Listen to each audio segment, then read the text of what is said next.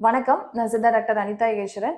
நம்ம சொரியாசிஸ் பத்தி நெறைய வீடியோஸ் போட்டிருக்கோம். அந்த வகையில இவங்க அம்மா உங்க பேர் சொல்லிருங்க. கிருஷ்ணவேணி, விட்டம்பாளையம், திருச்செங்கோடுல இருந்து வந்திருக்காங்க.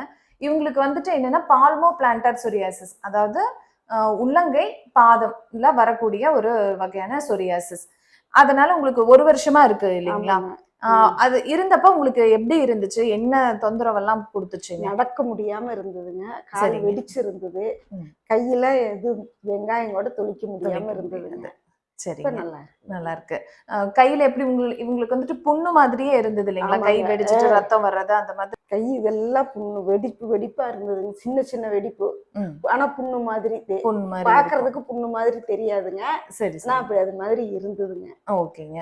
கால்ல எப்படி இருந்துச்சு? காலெல்லாம் ரொம்ப வெடிச்சிருந்தது. கால் வெடிப்பு அதிகமா வெடிச்சிருந்தது. ஓகேங்க. இப்ப வந்து ஊன முடியாம இருந்தது. இங்க உள்ள நடந்து வர்றப்பவே காலே ஊனவே முடியல இல்லைங்களா? அவ்வளவு வலியோட வந்தீங்க. இப்ப காலை காமிச்சிருங்க. நல்லா மறையாம தான் இருக்குங்க. இந்த வெடிப்பெல்லாம் கொஞ்சம் இருக்கு. இப்ப கிட்டத்தட்ட சரியாயிடுச்சு. ஆனா இன்னும் கொஞ்சம் இருக்கு இல்லைங்களா? இந்த 2 மாசம் முன்னாடி வந்தப்ப நடக்கவே முடியாத அளவுக்கு இருந்தது. அதனால வலி எல்லாம் இல்லைங்க. இப்ப இது மறையாம அதான் இப்ப வலி எல்லாம் சரியாயிடுச்சு. அரிப்பு குறைஞ்சிருச்சு இல்லைங்களா? அரிப்பு கொஞ்சம் கொஞ்சம் இருக்கு, லைட்டா இருக்கு. சரி. இப்ப அவங்களுக்கு வந்து 2 மாசம் முன்னாடி வந்தப்ப நடக்க முடியாத அளவுக்கு சிவியர் பெயின், அரிப்பு இருந்தது. இப்ப அந்த சிம்டம்ஸ் எல்லாமே சரியாயிடுச்சு. இப்ப கையில அது வந்த அளவுக்கே இல்ல. நல்லாவே கிளியர் ஆயிடுச்சு. நீங்க ஒரு கொஸ்டின் கேட்டீங்க இல்லையா? எப்ப நம்ம இந்த மெடிசனை நிறுத்தலாம், சரியாயிடுச்சுன்னு எப்ப தெரிஞ்சுக்கிறது அப்படின்னு. இதுக்கு வந்துட்டு நீங்க இப்ப மெடிசன் சாப்பிட்டுட்டு இருக்கிறப்பவே இன்னொரு 1 மாசம் சாப்பிட்டீங்கன்னா நோய் சரியாயிடும்.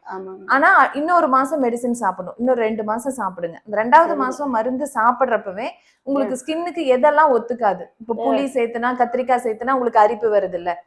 அது எல்லாமே சேர்த்தி பாருங்க. மருந்து சாப்பிட்டுட்டு இருக்கிறப்பவே அதை சேர்த்தி பாருங்க. இப்ப நல்லா ஆயிருச்சு, மெடிசனை நிறுத்தலாம் அப்படின்னு தோன்றப்ப நீங்க மருந்தையும் சாப்பிட்டுக்கிட்டு எதெல்லாம் சாப்பிடக்கூடாதுன்னு இப்ப நம்ம சொன்னோமோ எல்லாமே சாப்பிடுங்க. சாப்பிட்டாலும் உங்களுக்கு திரும்ப வரக்கூடாது. அப்பதான் முழுசா சரியாயிடுச்சுன்னு அர்த்தம்.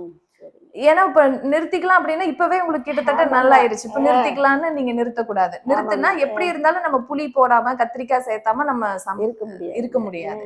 பின்னாடி நம்ம சேர்த்தனோம்னா அப்ப அதிகமாகும். அதனால இது கம்ப்ளீட்டா சரியானதுக்கு அப்புறம் நீங்க அதெல்லாம் சேர்த்தி பார்த்துட்டும் உங்களுக்கு தொந்தரவு வரல அப்படின்னா மெடிசனை நிறுத்திக்கலாம்.